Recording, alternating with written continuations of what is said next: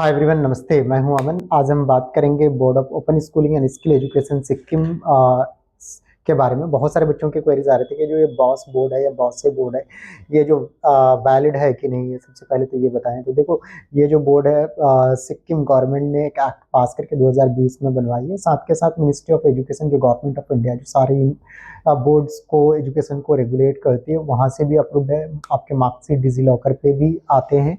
साथ के साथ नेशनल मेडिकल काउंसिल हो गया, फार्मेसी काउंसिल हो गया, पैरामेडिकल काउंसिल हो गया, या फिर नर्सिंग काउंसिल हो गया, आर्मी नेवी, या फिर अदर जो डिपार्टमेंट हैं, या फिर जो बच्चे CA CS करना चाहते हैं, उस CA CS का जो ऑर्गेनाइजेशन है वहाँ से भी अप्रूव्ड है। तो कुल मिला के आप कह सकते हैं कि इंडिया के जितने भी टॉप नॉच ऑर्गेनाइजेशन है, वहाँ पे आप अगर हायर स्टडीज़ के लिए जाना चाहते हो, वहाँ पे भी आप जा सकते हो। गवर्नमेंट जॉब, प्राइवेट जॉब के एम्प्लॉयमेंट के लिए जाते हो, वहाँ पे भी आपका मैक्सिमम जगह ये अप्रूव्ड है। अब बात करेंगे कि भैया ये जो बोर्ड है सारे प्रोसेस किस हिसाब से रहता है। देखो, इसके मल्टीपल एडमिशन सेंटर्स बने हुए हैं, जैसे हमारे पास है या और भी लोगों के पास है। तो वहाँ से आप एडमिशन के लिए प्रोसेस करा सकते हो। ये बोर्ड थोड़ी कॉस्टली है, अगर हम बात करें according to other board costly है ये बोर्ड। अगर हम बात करें इसमें टोटल कि भैया हम कौन कौन से कोर्सेज कर सकते हैं, तो एक तो आफ्टर क्या कहते हैं, अगर आप में से किसी का एज 15 या 15+ है, तो आप यहाँ पे 10वीं के लिए अप्लाई कर सकते हैं। और अगर आप में से किसी ने 10th कर रखा, 2 साल का गैप है, तो आप 12वीं कर सकते हैं। डायरेक्टली एडमिशन होता है, कोई इंट्रेंस नहीं होता।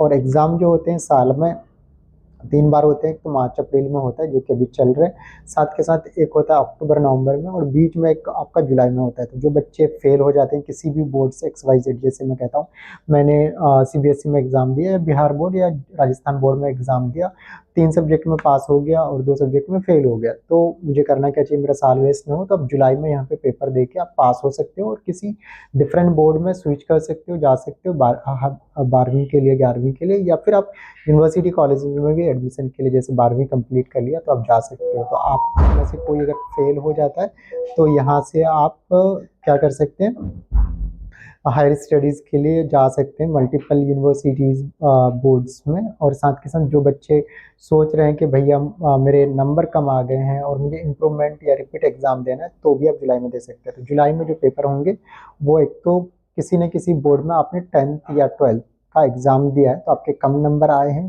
फेल हो गए हो, या फिर आप में से किसी को स्ट्रीम चेंज करना है, आर्ट्स में है तो साइंस करना है, साइंस है तो कॉमर्स में करना है, तो आप बोर्ड स्विच करके यहाँ पे जुलाई में स्टैंड बेसिस पे एग्जाम दे के आपका रिजल्ट आ जाता है। फिर आपका साल वेस्ट नहीं होता। फिर आप मल्टीपल जितने भी इंडिया के टॉप यूनिवर्सिटीज़ हैं, वहाँ पे आप एडमिशन के लिए आप जा सकते हो। अब जो और एक एडमिशन सेशन है, एक तो मार्च अप्रैल वाला क्लोज हो गया, उसका एग्जाम चल रहा है।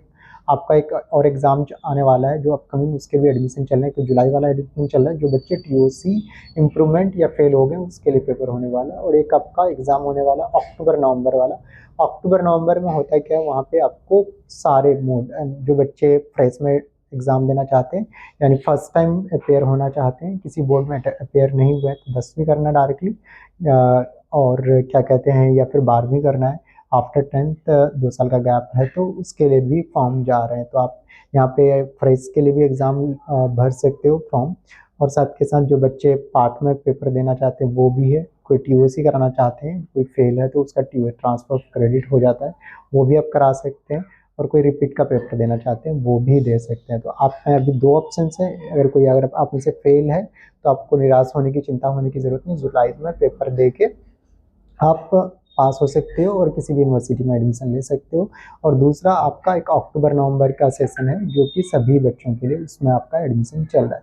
तो आप में से कोई सोच रहे हो कि भैया मुझे एडमिशन चाहिए, कोई सपोर्ट करने वाला, हेल्प करने वाला चाहिए, तो मैं हूं अमन। कॉलेज सारथी फाउंडेशन की तरफ से हम इंडिया के जितने भी टॉप यूनिवर्सिटी है उसमें एडमिशन काउंसलिंग प्रोवाइड करा रहे हैं, साथ के साथ बॉस बोर्ड सिक्किम में भी।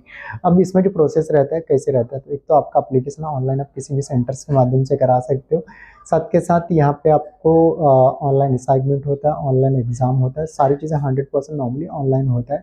आपको इधर उधर भटकने की भी ज़रूरत नहीं होती, घर से ही आपका कैमरा ऑन रहता है, सब्जेक्टिव ऑब्जेक्टिव क्वेश्चंस पूछे जाते हैं।